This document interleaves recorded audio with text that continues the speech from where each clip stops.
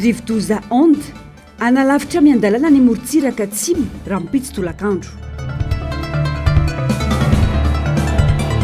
Fanadinana CEPE mety teraka fahasahiranana ny fitsinjaran'izany isaky ny sesiko ho ny taletsekoly.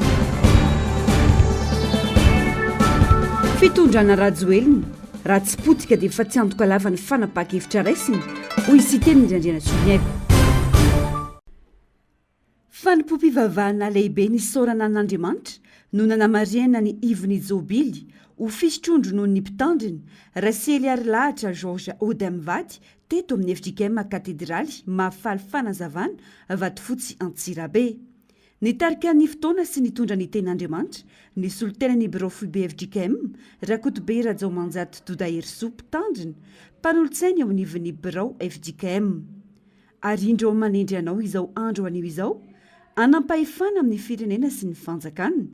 anongotra sy anjera sy andrava sy androdana ary anorina sy amboly araka ny Jeremia toko voalohany andininy fafolo.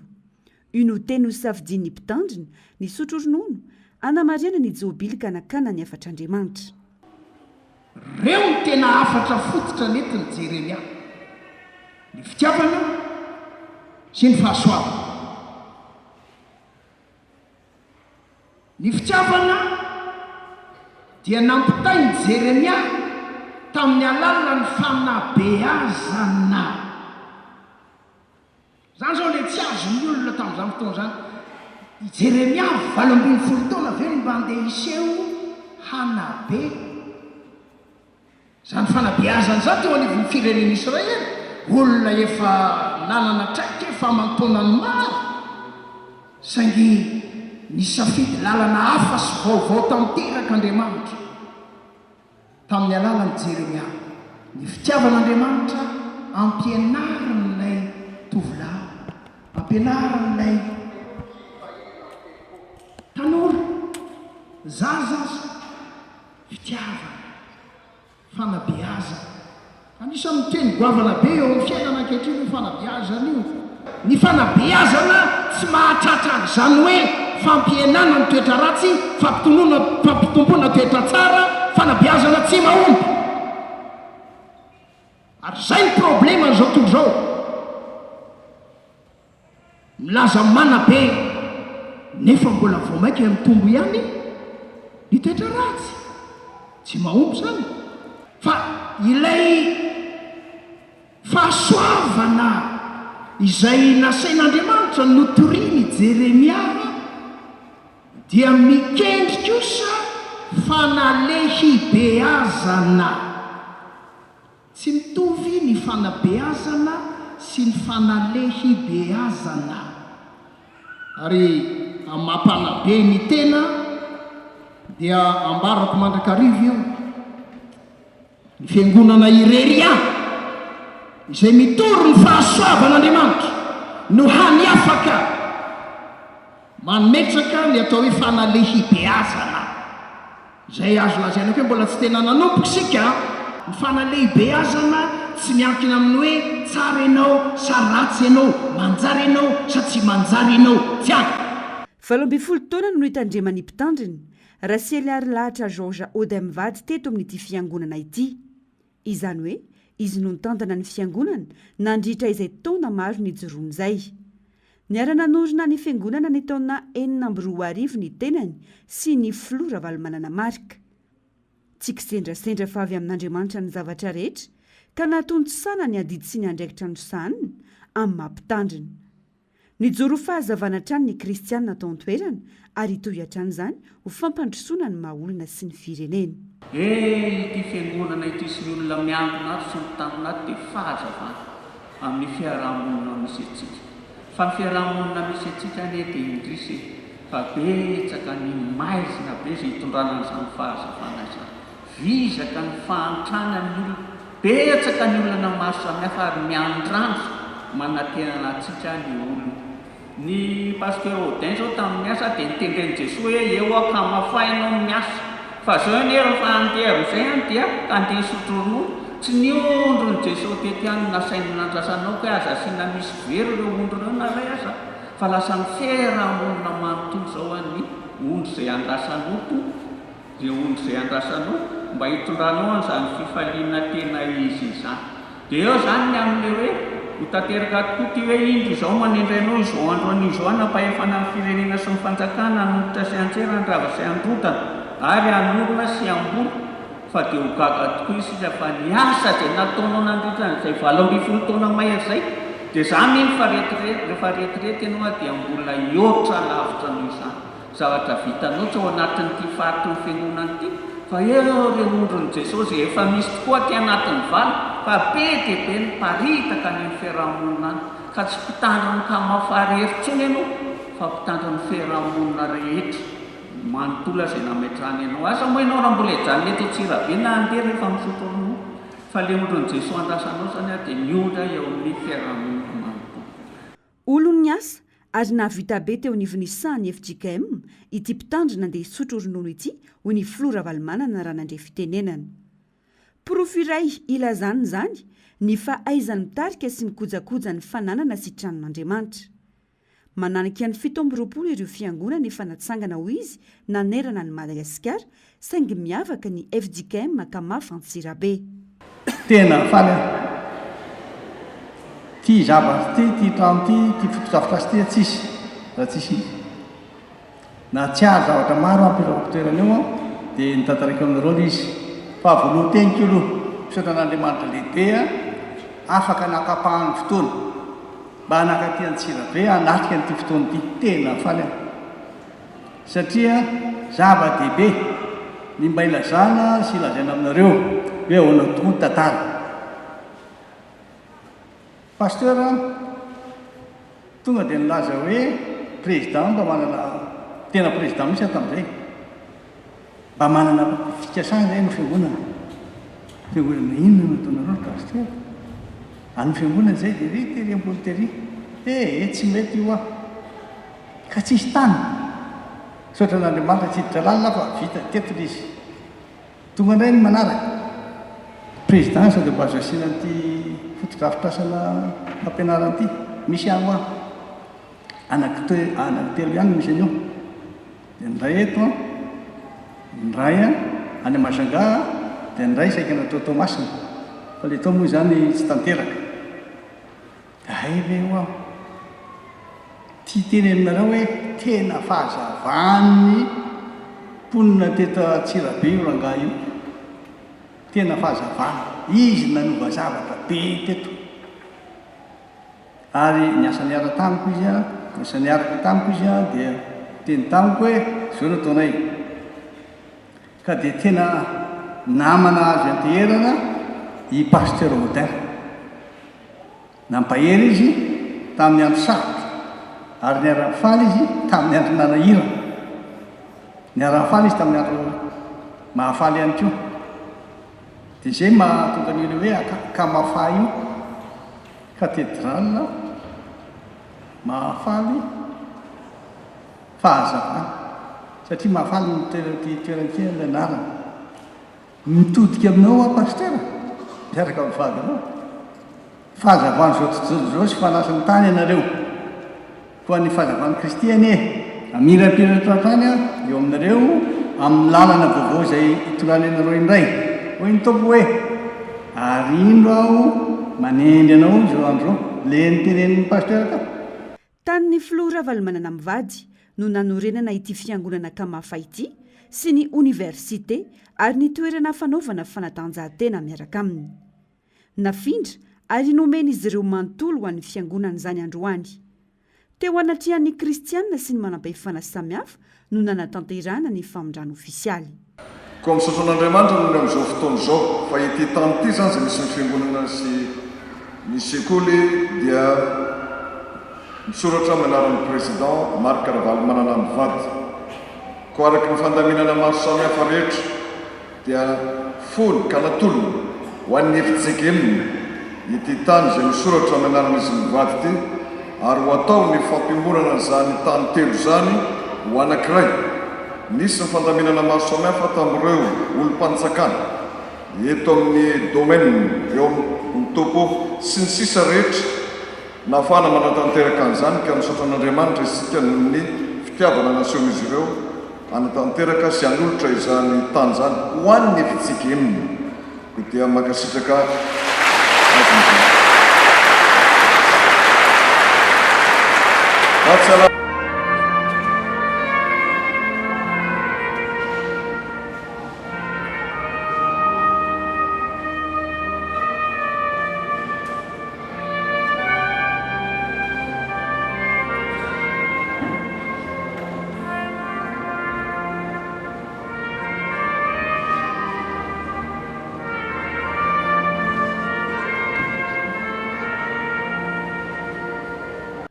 tonga nanotrina sy nanome vonaitra ny fanompoam-pivavahana ho fitondranam-bavaka ny ivony jobily fisitrondro noho ny mpitandriny raha seriary lahatra Georges Audet mivady tany Antsirabe ny filora valimanana marika mivady androany nisy ny marim-pahatsiarovana ny fampizarana nandritra izany apetraka oatrano fanamandrina hoe zavatra banka oatrano fa nyfanaolotra dia mba tonto zany amin'ny valesa dia mba sokafo nety sy fa domeny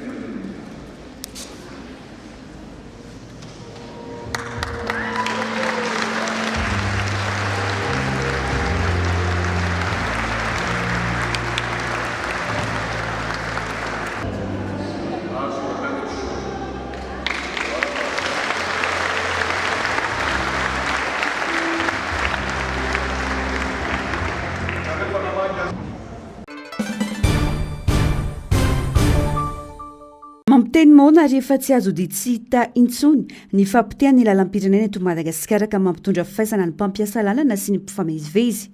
miteraka loza mpifamoivozana sy fahatapahan-dalana matetika ihany koa tompony antoka feno ny mpitondra fanjakana ho isiteny Randriana Soloniaiko manoloana ny resaka volan'ny tahiry ho fikojana ny lalana ny fer izay tokony na vita anamboarana lalam-pirenena raha misy fahasimbana ny fanapaha-kevitra diso raisy ny mpitondra no mampiemitra ny fampandrosoana ka tokony verin-dalana izy ireo amerina amin'lohan'ny fiera ho hiatrany ny filoha-lefitry ny antenimieram-pirenena mila verina iny fera iny io tsy ilana fahizana zany sady lalam-pirenenareo mamelo tena aoka ho fantatsika mamelo tena lalam-pandorenareo lalam-pirenena lala nasionaly reo ny vola azo amin'io lala io ihany no anamboarana azy fa mahatonga lala ny opodik'io dia lasa any amin'ny lasa fanjakana koa miditra antsehatra tokony tany amin'ny banque le izy dia miasa ireo mpanjara reo manao any lala tahaka ny taloha fa tamin'ny androny androny Irina Rajoelina ty moa nalainy koa volan'ny fera iny nafinja tany amin'ny trésor tsy tafavoaka sasy tsika amin'izao fotoana zao io mba tena tsika mpitondra mahaleo tena tanteraka lalam-pirenenareo ary mahavita tena atria misy vola pehevany zay mpitondra tômôbila rehetra amin'ny alalan'ny gazoaly io fa ny olana dia zao fanapahan-kevitsy ny ngay Rajoelina io tsy mety mba miverena anao ngay andriny Rajoelina fanapahan-kevitsy raha mba manana fitiavana kely fotsiny an'io firenena io satria potika io firenena io tsy vitany hoe tratran'izao loza rivodoza zay manjony vahoaka malagasy zao fa fanapahan-kevitsy kosa angambany tsy hanao fanapahan-kevitra diso isika fanapahan-kevitra lasa manino moa ty manimba zavatra rehefa tsy potika sy simba dia efa tiantoka hatrany izay rehetra kity ny filoham-pirenena ankehitriny ho isiteny Randriana Soloniaiko nanamafy porofirainy tsy fankatoavany kafa ny kianjan'ny bare andraisana lalao iraisam-pirenena vola tsy toko tsy foroana ny very fotsiny kanefa nitaranaka faramandiby no mibaby ny vokatra izany betsaka loatra ny fanapahan-kevitra raisin'ny mpitondra izay hita amin'ny baribary fa makany amin'ny fatiantoka avokoa zay tenena koa zay zavatra kitinao nga Rajoelina matetiky simba daholo na lo na very aza na koa amin'izao fotoana zao zavatra nataonao mahaperta atsika iny zao Airbus 30 millions de dollars nivilianatsika azy raha roa izy zany 60 millions de dollars very firy millions de dollars atsika fanapahan-kevitsy tsy voaeritreritra nefa 2 recteurs no Airbus rehefa tsy na français fa tsy mampiasa azy tsika niditra fotsiny tao anatina zay tsy ampiheverana akory de io any tsy volany ngay rajoely mpe anio fa volantsika malagasy rehetra io zao namboatra ny Barea ianao 40 millions ny an'olona président Amady mihitsy ny tena zay 40 millions de dollars mamboatra azy ny anao 77 millions de dollars sady tsy mitafo no tsy nekeny kafy perte foana tsika tena azy eretseretina mpanohatra androany azy eretseretina mpanohatra fa mba raiso re tompoko le jereo fa napakevitsy tsy anao ny mpenio fa taranaka faramandimany amin'ny mpenio e tokony ho tonga saina ny mpitondra manoloana ny zavamisy andranitsikera ary ampiatra ireo fanatsarana heverina fa afaka hitondra fanovana hoy ny fanamafisana ankoatra ireo miantso ny firaisan-kinany rehetra tsy jery ny tombotsoa manokana isy teny randriana soloniaiko manoloana ny fahavoazana miatra amin'ny vahoaka malagasy vokatry ny orambe amin'izao fotoana izao ka anao vaindoha andrarà ny fiahina sy ny fanampinany maolona hiatrihana izany ampilaminana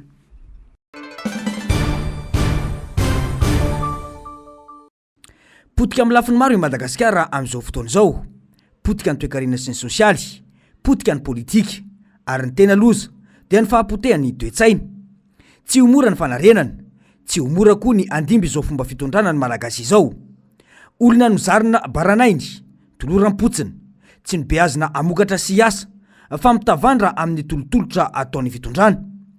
ho sarotra kokoa kanefa ny afampafantarana sy ny fanazavana izany amin'ny sasany hoe tsy izao fomba fitondrana izao no tena irosona any amin'ny fampandrosoana tena izy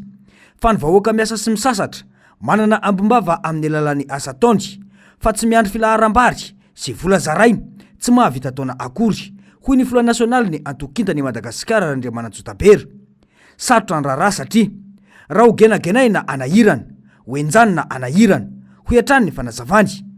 raha izao zavamisy izao dia mila miverina andoharano ny mpitondra andimby izao fitondrana izao ka mametraka ny fokon'olona ho ambony ary miverina fampiresaka ifontiny manazava ny tena anjara asan'ny fanjakana hoy ny fanazavana fampihavanam-pirenena fampianarana tokony tovy tatagna zanaka malagasy amin'ny fampianarana nivôny na nambanivohitra na andrenivohitra fampihavanam-pirenena amin'ny santé publique tokony tovy tatagna fisaboana fa sisy hoe malagasy voasabo tsara amin'ny vily misy malagasy sy voasabo tsara ambanivohitra fampihavanam-pirenena amin'ny électrification tokony isambanana ziro eto fa sisy eto akekely fotsiny mandeha arivo mamanao dia efa misy ambanivohitra sisy ziro sy manana ziro fampihavanam-pirenena routière tokony ho azy ny lalagny daholo e tanàna eto na amont io na commune io na fokotany io tokony hisy lalana tomobilo fa sasany mibombogno tatao entagny andeha hivarotra ny sasany amin'ny tomobilo fampihavanam-pirenena amin'ny sécurité tokony ho isy mitovy tatagny e fijerevagny malagasy amin'ny fandriam-pahalemana fa tsy sasany vona kidnapping sasany vona attaque amin'ino amin'ny dahalo e sasany migalabona amin'ny 4x4 tsarany matory tsara mihamafetrany ny fahantrana mialalina ny elanelana ara-toe-karena ary mihamaro ireo malagasy miaina anaty fahasahiranana mahazo vahana manerana ny firenena ny kolikoly ny famarotana tanindrazana mivantana na ankolaka ka tsy ho vita ho azy ny fanarenany ho iatrany ity mpanao politika ity sisa raha azo atao eto raha sy firenena Madagasikara sambara firenena vahiny lavatsika eto valivotaka pila ravinahitra zay gn'agnarantsika sika amin'ny tany mipetrahantsika sy afaka amokatry gn'olo pila ravinahitra sy afaka amokatry gn'olo valivotaka mpivahiny fa tokony ho amin'ity Madagasikara tia taninao tia zay ipetrahanao ao anao zay malagasy anao fa tsy zay zava-misy eto itsaina antampon-doha eto tanindrazany malagasy ho iatrany ny fanamafisam-panazavana mafy no miandry ny mpitondra andimby fitondrana io na ny fanarenana ny toe-tsaina na ny fanarenana ny fahapotehan'ny firenena iray manontolo ho iatrany ny antokokintany Madagasikara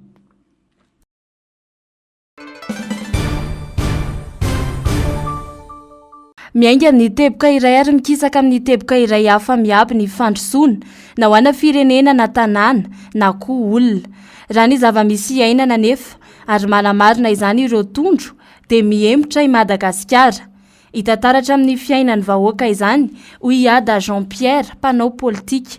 Tsy ny fahavitana fotodrafitrasa no midika fa mandroso ny firenena, fa ny fiatsaran'ny fiainana rehetra ao amin'ny firenena no mamaritra fa mandroso ny firenena iray raha ny fanazavana. Ny fahafahan'ilay olona tsiraray mividy misedra ny fiainana latsaka ambany diamany ny vola miditra aminy tsy le hoe rehefa ny hoe ohatrinona na ohatrinona fa ny vola miditra aminy dia tsy mahasahana tsy mahasehaka ny fandaniana ilainy andavanandro toy ny teo aloha. De amin'izay fotoan'izay zany de hoe miembotra ilay firenena ary miembotra ilay firenena satria raha tamin'ny 2009 tsika nisy ireo industrie zay niasa teto dia tsy mitombo ny isany fa ny ena dikan'izay niembotra isika tsy ny fahavitanao zavatra ngedabe zany no midika fa mandroso ilay firenena fa ny fiainana rehetrarehetra ao amin'ilay fiarahamonina ao anatin'ilay firenena mihitsy no miambisontrotra de izay no atao hoe mandroso. Mponina manana asa, afaka mitsabo-tena, afaka mampiana-janaka, misitraka ny zoma olona azo feno, misakafo atraka ny tokony ho izy. Santionany amin'ireo tondro ahafahana milaza fa mandroso ny firenena sy ny mponina ao aminy raha ny fanazavana hatrany ireo. Ny fahavitantena ra-tsakafo no vahaolana. Mila jerena manokana arak'izany ny sehatry ny fambolena sy ny tontolo ambanivohitra raha tiana handroso ny firenena. Madagasikara raha teo dia firenena mifototra amin'ireo sehatra ireo. Tena olana eto Madagasikara nge de io fampidirana vary importation io mahakivo ny tantsaha io satria lasa io no mibaiko ny vidin'ny vary. De rehefa mibaiko ny vidin'ny vary io de tsy afaka mamboly vary ny olona satria ho lafolavitra noho io ny vary vokariny kanefa tsy isy mpividy. De kivo izy mipetraka any ambanivohitra, kivo izy amin'ny fambolena, de io manjary tsy mamboly fa lasa misy mangalatra, mifamono, lasa tsy tamana any ambanivohitra ny olona. Zany no tokony ho jerevana amin'io ka raha te iverintsika hoe amerina ny fiainan'ny firenena amin'ny tokony izy de tsy misy afa-tsy ny fikarakarana ny fiainan'ny tontolo ambanivohitra io ihany. Ny fahaizana mandrindra ny fiarahamonina no mampitarika ara-politika ny olona iray. Ka raha tena mahay mitarika politika ny filoha, ho hatrany ity mpanao politika ity, ny fahavitantena ra-tsakafo ny vahoaka malagasy no tokony ny masony kokoa. Ny atao hoe lidera politika dia ny hainy mitantana ny politika. De ny politika de hoe fandrindrana ny fiarahamonina ao anatin'ny fitoniana, ao anatin'ny fampokarana. Ka raha mahay mandrindra ny fiarahamonina raha mahita eo hoe mahay mandrindra ny fiarahamonina hanana fahaleovantena ra-tsakafo marina ilay filoha, tsy mila ilay filoham-pirenena ny andeha mboly vary na izara vary fa le rafitra fiarahamonina apetraka lay politika apetraka no miteraka nizay fa ahafahany isam-batan'olona zay isakafo dia izay no atao hoe lidera politika. Hainao zany no mampiasa ny olona rehetrarehetra. Rehefa tsy hainao no mampiasa ny olona rehetrarehetra manodidina anao de tsy lidera mihitsy ianao. Anohintohina ny fifandraisana ara-diplomatika eo amin'ny Korea Atsimo sy Madagasikara, ny famonoan'ireo jolahy ireo teratany koreana tatsimo roa atao mora rano gara hoy ny faneho-kevitry Zafimahova Serge. Ekena hoy Zafimahova Serge fa misy antso-tolo-tanana nataony ny fikambanan'ireo teratany koreana eto amintsika ny amin'ny fikarohana ireo navandoza saingy azo antoka fa tsy petraka eo io raharaha io. Iteraka olana eo amin'ireo teratany vahiny mikasa ampiasa vola eto amintsika ihany koa ireny tranga tsy fandriam-pahalemana ireny. Saingy ny mahagaga dia toa tsy taitra ireo tompon'andraikitra hoy hatrany ny fanazavany. Miteraka laza ratsy ho an'ny Madagasikara indrindra amin'ny lafiny fampiasam-bola sy ny fandraharahana na ny climat des affaires no zava-misy toy izao. Mametraka antsika ao firenena atahorana sy mampiaya amin'ny fiarovana ireo vahiny ihany koa. Ny kredibilité any Madagasikara no tandindomindoza manoloana ireo mpampiasa vola vahiny, manoloana ireny tranga ireny hoy hatrany Zafimahova Serge. Tokony edivany fanjakana dia ny kredibilité any Madagasikara, ny fatokisana any Madagasikara. Ny vahoaka aloha tokony matoky an'ilay mpitondra voalohany. Ahoana moa natokisany vahoaka? Zao anisan'le koreanina ny vonono. Tsika ene tena mahagagako a. Tsika ene le koreanina ny vonono ohatrany atao tsy mialatsiny akory ny fanjakana gasy. Fa misy impact ane zany amin'ny fifandraisantsika rapitso amin'ny koreanina. Ary hitanareo fa niakapofina be le filohan'ny fikambanana koreanina eto Madagasikara. Misy impact iny na tiatsika na tsy tiatsika. Fa itsika zany mialatsiny ako, maivandotsika. Amaivanytsika ny zavatra manahirana hoe corée ny afaka anisan'ny firenena afaka manampinampy atsika reny ambulance ampiasain'ny BNGRC reny any coréenne ka le izy ny tiako resahana zany hoe tsika mpangataka be ampipo tsika eny azadiny fa tsika eny farany misy mahantra indrindra eran'izao tontolo zao e banque mondiale milaza an'io fa tsy hoe Watson zany fotsiny ny sasa manko hoe Watson no mandainga neny Watson ny chiffre ny banque mondiale milaza fa hoe telo faingo valopolo isanjato zary milaza hoe 5.9 isanjato raha fijeriko ny tamin'ny fahantrana amin'izao fotoana izao eto Madagasikara. Tsy tokony atao ambanin-javatra ny tranga toy izao satria fahafambaraka ho an'ny firenetsika noho tsy fahafehezan'ny fitondrana ny tsy fandriam-pahalemana no namoizana teratany vahiny ny ainy vahiny izay tonga nanampy nampiasa vola teto amintsika ho iatrany izafy maova Serge. Mba nisy compassion nisy olo tena mpanjakana tokony azakazaka tary amin'ny fandorana an'le razana tary ohatra grave ny impact io fa zany milaza nareo an'izany grave ny impact io miparitaka eny zany resaka zany raha zao tontolo zao ary amin'izay olom-piangonana olona paster olona sady hoe ampianatra atsika sady mitondra izy zany ny ara-panahy no mitondra izy lafiny teknika satria hoe fambolena koa vary ampianariny atsika de raha satria zao 40 hectare atao le taniny zareo hoe anaova zareo an'le volo vary olona nampy atsika ngay ny volo vary ataony aty amintsika nga afaka hoe le vary afaka amidiny any Corée ampidibola ho atsika fa le tany tsy afaka hoetiny any Corée zay ny daholana zany le olana misy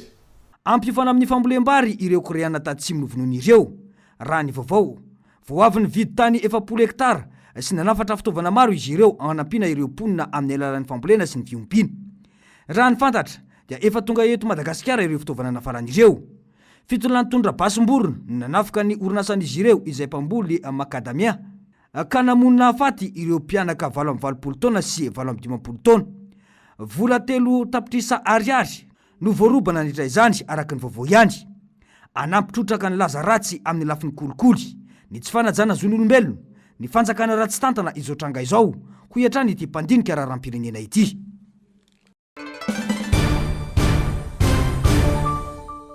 Olana goavana no atrehan'ny ben'ny tanàna manoloana ny fanapahan-kevitra noraisina ary nolaniny ireo solom-bavambahoaka ho fanomezana fahefanan'ny fohibe-ketra aka sy tango ny etratrano sy ny etratandy eny anivon'ny commune ho ireo ben'ny tanàna avy ny distrika n'Antananarivo Avaradrano. Any mba fidiram-bola eo anivon'ny commune manko ny EFPB raha ny fanazavana kanefa mbola ho tangosan'ny fanjakana dia ho betsaka ireo asa fampandrosoana eny fotony voatery ajanona tsy fidina asa izay tokony anomezana tamberina andraikitra ny vahoaka hoy ny fanazavana.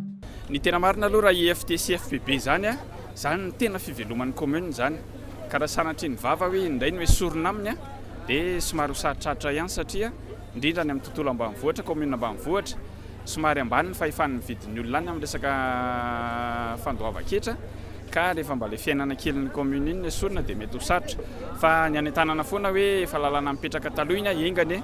ka tsisy ny fiovana fa iverinao ny fitantanana ho an'ny commune ihany ny fangalana ny rehetra EFTFB freny satria ireny ny tena mba fiveloman'le commune indrindra ny commune ambanivohitra ny tena voakasika amin'ireny. Fitsipahana ny fitsinjaram-pahefana io fanapahan-kevitra noraisiny io ho iatrany ireo ben'ny tanàna fivangongom-pahefana arabola mantsy izany fa tsy fitsinjaram-pahefana arabola. Amiko manokana aloha raha ohatra ka hoe ny pratika ety aminay afaka kokoa ny olona hoe tia fotony mandoa anazy satria lavitra ny olona ny centre fiscal dia isy zany ny atao hoe olana aterak'izay zavatra tsy maintsy isy fienany ny etra zay azo any amin'ny centre fiscal atao anatiny rotaona manaraka tsy fantatry ny hoe stratégian'ny fanjakana ny amin'ny fanatsarana anazy fa raha ny fahitako anazy manokana dia isy ny fienany ny amin'izay hoe ny fanjakana no anangona ireo etratany sy etratrano. Nilaza kosa ny filohan'ny antenimierandoolona manoloana ity resaka ity fa tsy maintsy isy ny fampiresahana ka amerenana amin'loany ny olana teraka io fanapahan-kevitra io izay tsy aivina fa sady efa nandalo teo anivon'ny antenimieram-pirenena no efa nandalo ary lany teo anivo ny anteny Mirandolona nandritra ny fivoriana ara-potoana farany teo. Fa tetsy ankilan'izany ihany koa dia nilaza ny filohan'ny anteny Mirandolona fa tokony hoe sorona avokoa ny zo tsy azo enjehina rehetra satria sakana amin'ny ady ho an'ny kolikoly eto amin'ny firenena izany. Raha namaly ireo ben'ny tanàna mitaky ny ametrahana zo tsy azo enjehina ny tenany. Tena ilaina nefa ny fisian'izany zo izany hoy kosa ireo ben'ny tanàna satria betsaka no anaovana tondromolotra fotsiny dia miditra ny fonja. Zao tsy misy ny école du maire ary ho an'ireo ben'ny tanàna namako marobe be dia be mbola tsy mahasahana sy tsy mahafantatra sy tsy mahalala ny cadre juridique amin'ny fitantanana ny raharaham-panjakana eo anivon'ny commune.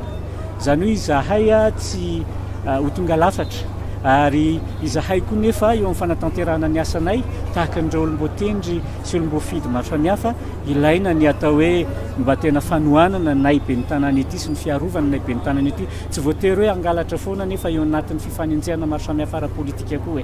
dia angamba ny amiko manokana ilaina ary tena ilaina ny hoe fiarovana ny ben'ny tanàna avy amin'ny fitondram-panjakana.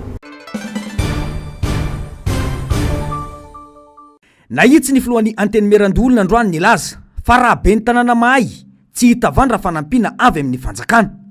Valy teny mivantana ho an'ireo ben'ny tanàna voafidy tao amin'ny distrika n'Antananarivo Atsimondrano rehetra izay ny soloan'ny ben'ny tanàna IRD lany tao amin'ny komina Soavina Atsimondrano tena. Nilaza tamin'ny mpanao gazety nandritra ny fiainanan'izy ireo ny 12 febroary teo tetsy amin'ny distrika ny Bemasoandro fa takian'izy ireo ny ampiakaran'ny fanjakana 50 tapitrisa ariary farafahakeliny ny vola fanampinina ny commune. Tsy hita vandra fanjakana no antony hanaovana ben'ny tanàna hoy ny filohan'ny anteny Mirandolona androany. Ny ben'ny tanàna zany raha tena ben'ny tanàna tena mahay izy tsy tena tokony ivelona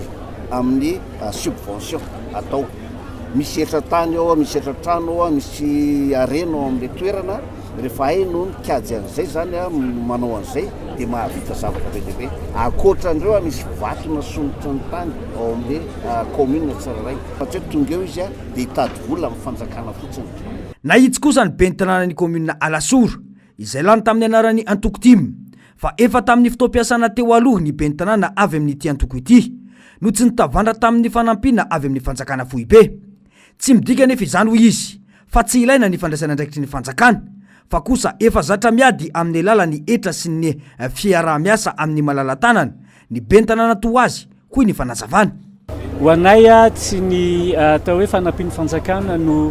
andeha ampandroso ny commune satria izahako ben'ny tanàna fofidim-bahoaka araka ny tsy hoe akory hoe tsy ilaina ny fanjakana fa ho anahako ny vina izay ho tanterahako ato anatin'ny commune Alasora dia miankina amiko miankina amin'ny fahaizako hoe mitarika sy mampandroso an'ilay commune ary miankina ihany koa ny fampidiram-bola ao anatin'ny commune. Malahelo zao hoe hoe lasa ny fanjakana no lasa anangona n'ireo IFT sy FPB izay izy fetraika ny BTB eo anatin'ny fidiram-bolan'ny commune ato anatin'ny rotoana manaraka satria ninona tenenina izy fikortanana zany fidiram-bolan'ny commune no io fanapahan-kevitra io fa na izany naty zany tsy maintsy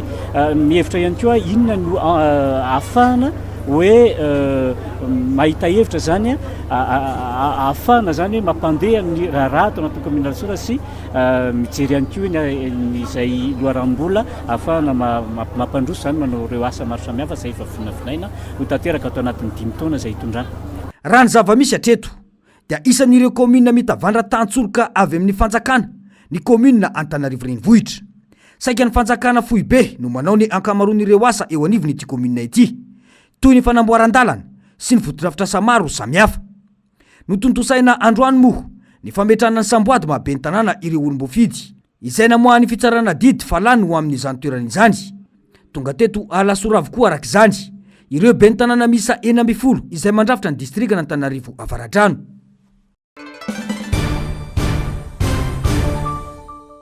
Nivoaka tamin'ny filan-kevitry ny minisitra ny 9 febroary 2024 teo ny fankatoavana ny fampiakarana 50 isanjato ny fisotrondro noho ny ireo mpiady tia tanindrazana tamin'ny taona 7 sy 700.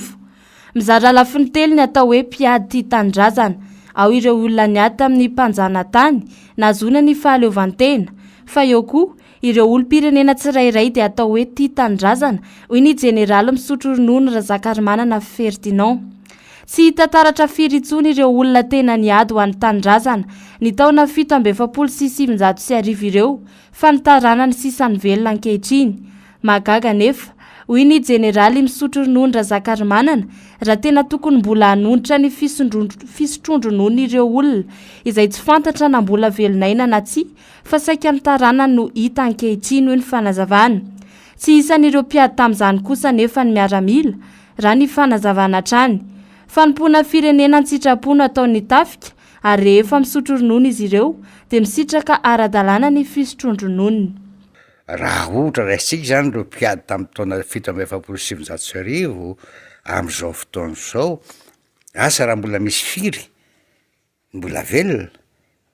satria efa olona efa any amin'ny 100 taona any zany angamba na mahery aiza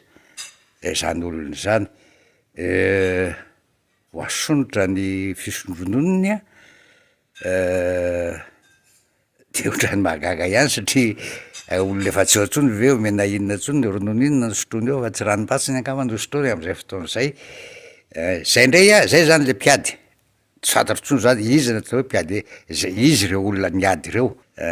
Ka ny miaramila zay miasa amin'izao fotoana izao zay manompo ny firenena ka rehefa mijanona izy eo amin'ny asa miaramila azy de efa mandray ny retraitiny. Tsy ngamba tsy afaka hiteny hoe ina moa mpiady. Isaky ny 3 volana ny voalaza fa andraisan'ireo mpiady tia tandrazana ny fisotrondro nono. Tsy mifindra amin'ireo taranana izany raha ny fanazavana trany. Raha toa kosa ka manamboninaitra tamin'ny fotoanandro no maty nisy namono amin'izay fotoana izay dia afaka misitraka ny fisotrondro nono ireo ray aman-dreny ny taranaka. Suspension midina makany amin'ny lovan'ny taranaka misiny. Le olona ne no tena nosorona ny ainy tamin'le fotoana fa tsy ny zanany izy no mahazo an'iny fa kosa misy indray ireo hoe ataontsika hoe inona moa ny anara zany amin'ny teny malagasy hoe pupille de la nation, ohatra zao raisika hoe Ratsimandrava zay mivinono ny fahavalo-pirenena tamin'ny fotoanandrony de lasa pupille de la nation ny zanaky général Ratsimandrava. Ka raha vady olona tamin'ny 47 efa mety mitovy taona efa mety 100 taona koa zany le vehivavy. Mety efa tsy velona tsontsony ny vadiny angamba aiza moa ny sotrony azahoana an'le retraite. Taranany tsy ao anatiny tsony amin'izany fotoana zany, tsy ao anatiny tsony mihitsy ny taranany ane izy koa milaza fa manaraka ny foto-kevitry ny rainina ny ray aman-dreny le taranany aty aorina. Ireo olona zoko ray aman-dreny tamin'ny taona 1947 reo zay niaina tao anatin'ny fanagejana sy ny reharena ataon'ny frantsay tsy nahazaka an'izany no nangataka hoe avereny ny fiandrianam-pirenenay zay nasoronareo ary nandroahanareo ny mpanjakana nalefanareo tany Maroka fa zay mila za tsy mitsy hoe mila miverina ho firenena souverain i Madagasikara.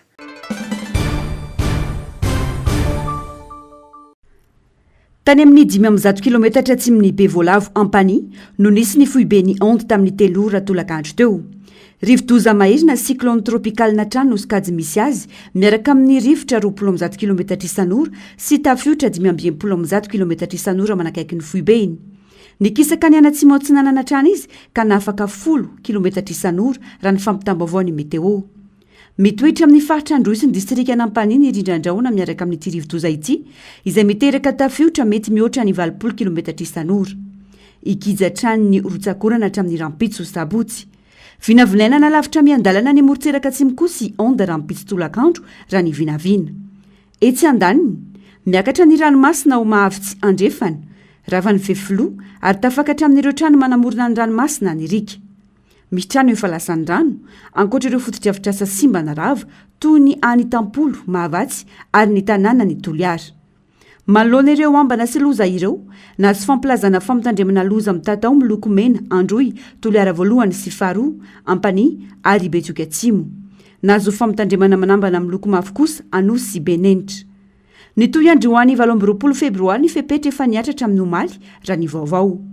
ny atony fampianarana amin'ireo sisco to amin'ny distrika ny toliara voalohany sy faharoa betioka atsimo sy ampany andrefana tsy miasa ihany koa ny mpiasa-panjakana sy ny tsy miankina samy mandray ny andraikitra tandrify azy kosa ny amin'ireo toerana izy efa misy ny traboina ny any Morondava ohatra dia mitoy eo amin'ny EPP Avaratrova ireo traboina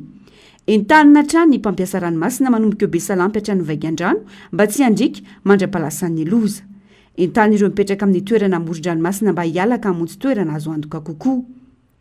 ankoatra ireo tafakatra 7 nisan'ireo olona namoniainy vokatry ny orambe teto Madagasikara araka ny tatitra farany nataon'ny BNGRC androany 7 febroary tamin'ny maraina teo 724 sy 3 alina nisan'ireo traboina eny amin'ny 703 sy 1 alina nafindra toerana ary trano 7 kosa no rava tanteraka.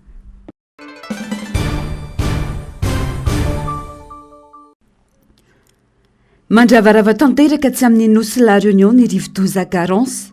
ankoatra ny ora mikija dia tafakatra hatrany amin'ny 430 sy 100 km isan'ora ny rivotra entiny Garance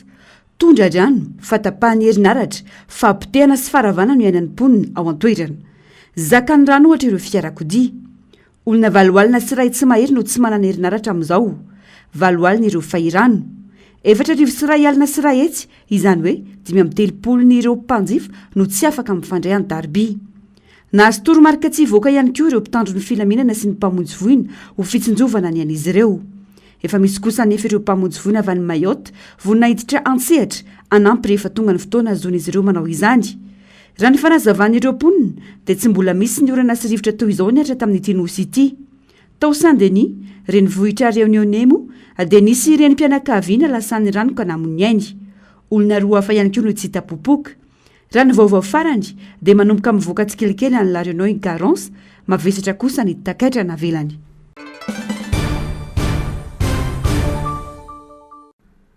Tsy nisy fampandrenesana ireo fokon'olona tao Ankarobato Mahajanga fa avy hatrany dia nidina teny fotony indroa nisy olo-tenan'ny orinasa iray izay milaza ho tompon-tany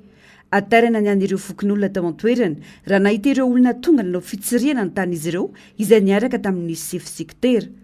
tonga hatramin'ny hoe aka ny tanin'izy ireo izany ka nampisahotaka ireo fokon'olona tsy nisy raha teo fampandrenesana mialoha raha libra tany ity tsisy mponina eo dia karakaraiko le nouvelle ville-ako fa tsy zay neny nataon ville-ako fa tsy zay neny nataon Saimady fa tany Antananarivo izy apetany ao sur terrain le borna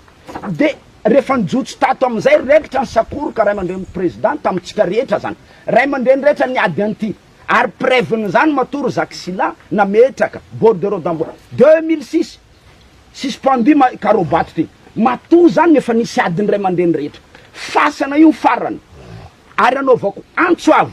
ho an'izay mandevona be taramamay ho avy izy eo manao hoe ty valeran-tanao ty valeran-tany Rakoto ty valeran-tany Rabe vangoiny borna sur terrain boka Antananarivo any ay mpaminany atsika hay hoe vita borna koy hotrongisiny satria fa vitany borna dia izay le teneniko hoe aleo miresaka ny fokon'olo aloha mamory fokon'olo aloha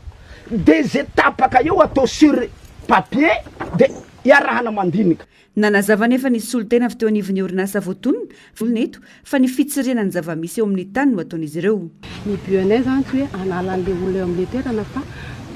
anao inventaire ampafantatra hoe inona sina ny occupé ny olona tsirairay ahafahanay ny régulariser an'zareo azon'zareo ny titre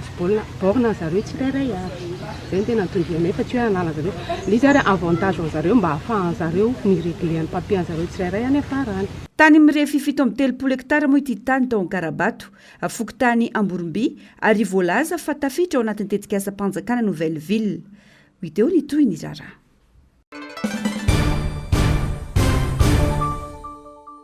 maroka no ampiatran'ny lalao hifanandrina ny Black Star ny Ghana sy ny Barian'i Madagasikara amin'ny fifanitsanana iakarana amin'ny dingana famaranana ny fiadiana ho tompon-daka eran-tany ho an'ny taona 2024 ho an'ny andro fahenina ny alatsinainy 24 mars 2024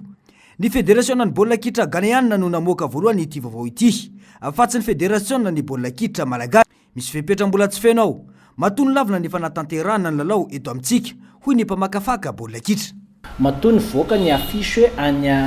Osiamatsika no andray ny lalao afisy aloha zay ny fédération Ghaniana no baolina kitra no namoaka voalohany an'izay afisy zay fa tsy ny fédération malagasy ny baolina kitra. Ny antony dia tsotra satria tsika mbola tsy nahazo an'ilay atao notification avy eo anivon'ny CAF fa tsy ho atao eto Mahamasina io lalao io fa tsy maintsy mifindra any amin'ny firene CAF.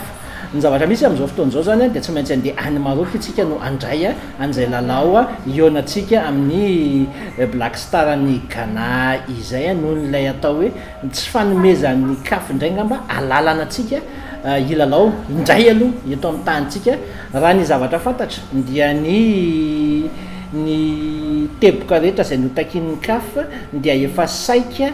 feno avokoa ny fipetra rehetra afa-tsy teo amin'ny resaka bozaka loharanom-baovao no nalalana an'izay hoe ny resaka bozaka zany no tsy nahazoantsika fipetra afahantsika miatrika an'ilay lalao iraisam-pirenena Mahamasina satria ny CAF fantatra tsara fa mivarotra lalao azay lalao zay dia misy miconte be zay resaka etahana gazon zay zany amin'ilay sary mivoaka tonga any amin'ny mpijery lalaon'ny Madagasikara sy Black Star ny Ghana nefa dia isan'ny lalao tafiditra ao anatin'ilay atao hoe baolina miady ary azo amity tsara amin'izay andro faheniny zay dia noho io antony io angamba no ndeha everantsika hoe ambaran'ny CAF tsy mbola feno ny fipetra afahana miatrika lalao eo amin'ny etahan'io gazon Mahamasina tamin'ny fotoana nandalovana io no nandraisan'izy ireo an'izay fanapahan-kevitra zay hoe amindran'ny lalao any Maroc aloha. Raha ny lalana ny CAF 570 andro mialohan'ny lalao no tokony azahoana fankatoavana ny kianja ilalaovana. Voatsipaka ambavafondray ny kianjan'ny Bare akasady marary no mahamenatra. Kianja nananiana 770 tapitrisa $, na 400 miliara ariary. Saingy efa antaonany tsy afaka andraisana lalao iraisam-pirenena. Efa nisy ny fipetrana petraky ny CAF tany aloha. Saingy tsy nisy na rantsika izany ho hatrany efa nazavana.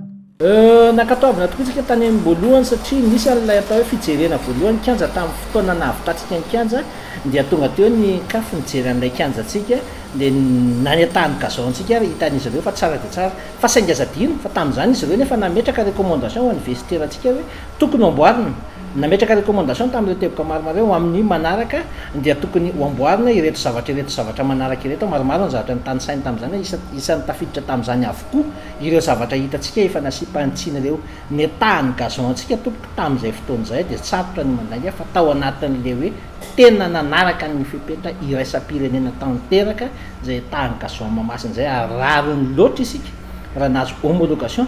tamin'ny taona 2024 sa 2024 saingy nazava homologation partielle nomenantsika zany hoe maharitra 2 taona fa saingy kosa tao anatin'izay 2 taona zay tsika no nomena ny fotoana anamboarana n'ireo zavatra takina tamintsika ireo ndrisa nefa tamin'izay fotoana zay fa tsy namboarintsika izy raha tsy efa nilatsaka ny non homologation antsika taty amin'ny novembre 2023 zay tsika vao nikoropaka nanamboatra an'izy tetsakilan'izay simba tamin'le état tsara dia tsara ny gazon antsika dia tsy voaverintsika tamin'izay tsony dia zay no antony natonga antsika vototra ny homologation ho an'ny taona 2024 zany tsy nisy fanavozana intsony mandraky ty ny androany. Fifanitsanana iakarana midingana famaranana ny mondial FIFA 2024 ho any andro fahenany alatsinainy 4 mars 2024 aorian'ny fanafiantsika ny Centrafrika ity no lavina ity. Tokony atao eto Antananarivo ity lalao ity. Saingy nafindra any Alosema Maroc ny 4 mars amin'ny 7 no tsy faneken'ny CAF ny kianjany Madagasikara. Mafy ny vidim-piainana hoy ireo mpivarotra sy mpanjifa sendranay. Betsaka ny lalam-bola eo amin'ny fiainana kanefa tsy mahasana izany ny eo am-pelantanana. Lafo be daholo ny entana rehetra, indrindra ny an-tsena, manomboka amin'ny sakafo, na ny anana, na ny legioma, ka hatramin'ireo kojakoja ilaina andavanandro. Raha ho an'ireo mpivarotra hani-masaka sy mpivarotra sasany, ny maso-karena no betsaka noho ny tombony azo. Ny maso-karenanay zao isan'andro mahatratra 2 alina sy 2 hetsy isan'andro. Vola kely sisy azo amin'izay zavatra lasa maso-karena daholo. Dia manahoana ny fanjifan'ny olona nefa ny manoloana an'ireo ny olona tsy manam-bola. Dia entana zany zao lafo moa ny famoahana anazy aty an-tsena no ianao zany vidy ny zavatra lafo dia mivarotra mora karaha manao zany maivana tena maivana amin'ny fiainana sarotra. Raha ho an'ireo mpanjifa kosa mandany manodidina 2 alina ariary isan'andro ny tokantrano iray. Tsy ho an'ny sakafo ihany fa ny filana rehetra andavanandro. Ampahany amin'ny malagasy sisa no manana fahafahana amin'ny sakafo intelo isan'andro hoy ny fanazavana. ohatra ny tsy de mitombona eny efa midepande raha aloka ny sasany misy mihinana moa fa raha aminay aloha mbola afaka mihinan-kinana fa kely le zany quantité zany sy zava-tsisy qualité. Nanomboka tamin'ny fotoana tsy fisian'ny orana ny volana novambra desambra lasa teo no nahitana fiakarany vidim-piainana ho iatrany ireo mpivarotra ary tsy mbola nidina izany mandrak'androany. Mbola tsy miakatra ny vokatra hoy ny fanazavana moa ny lalana amoahana ireo vokatra raha teo manampitrotraka.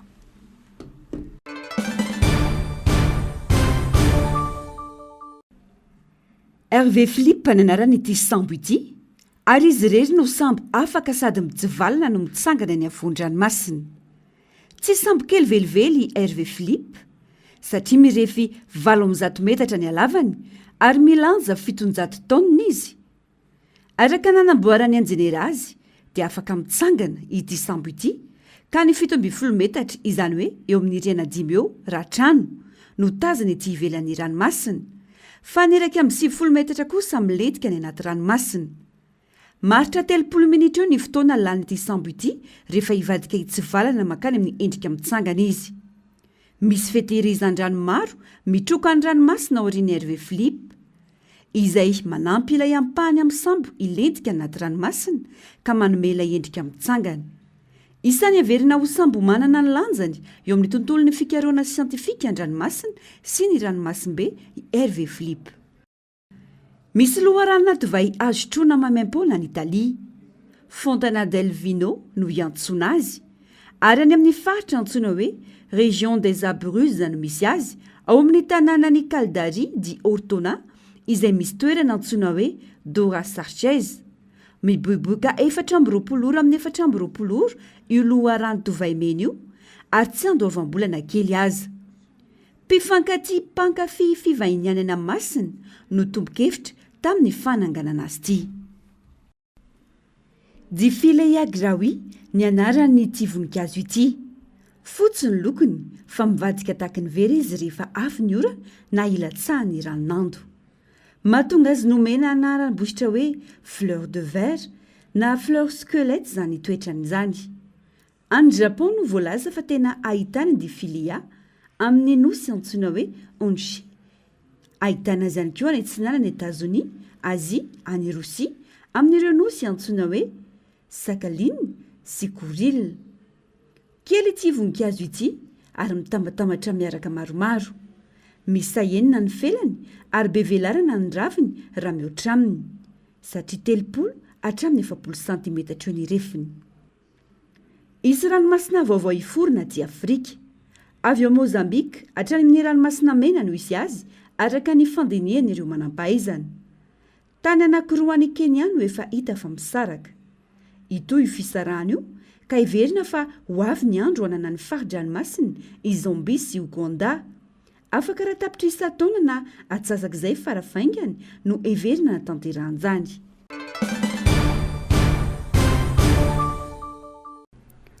Olona anjato no voamarina fa voan'ny Tazmoka rehefa avy nanao fitiliana tao amin'ny Repoblika ny Demokratika ny Congo. Ankoatra izay farafakeliny, olona 10 no fantatra fa namoniany vokatry ny aretina tsy hita soritra sy tsy voafaritra mazava rano vaovao. Misy ny fitsiriana singa mandeha amin'izao fotoana izao, azona mamantatra na Ebola na virus de Marburg no mahazo ireo olona namoniany ireo. Ny fanadihadiana manaraka kosa no mamarotana raha Tazmoka na fanampoizinana ara-tsakafo na tazo no nitarika ny fahafatesana. Mitovy tamin'ny tranga tany Panzi tamin'ny taona lasa ny soritra aretina amin'ity tranga ao an-toerana ity. Nisy ny fanadihadiana ny laza fa nanakaiky kokoa ny aretina Ebola sy ny Marburg saingy fantatra tamin'ny ora farany fa Tazmoka izany. Voamarina fa ny 7 isanjaton'ireo fitiliana raha misa 70 natao dia Tazmoka avokoa raha ny fanazavana nentin'ny tompon'andraikitra ao an-toerana. Ny laza ny maso ivohim-pahasalamana aty Afrika fa tanàna 5 ao Congo no ahitana ilay otrika aretina mbola tsy fantatra anarana. Misy ny tombana sy ny fanadihadiana ny amin'izay na azona na ny aviany aretina na mety ho azo tamin'ny rano na sakafo izany. Raha miezaka mitady ny antony ity aretina tsy fantatra ity ny tompon'andraikitra raha-pahasalamana ao an-toerana dia fantatra fa efa mahery ny arivo ireo tranga hita voalohany tamina tanàna 2 mihoatra ny 100 kilometatra hatramin'ny faran'ny volana janoary lasa teo.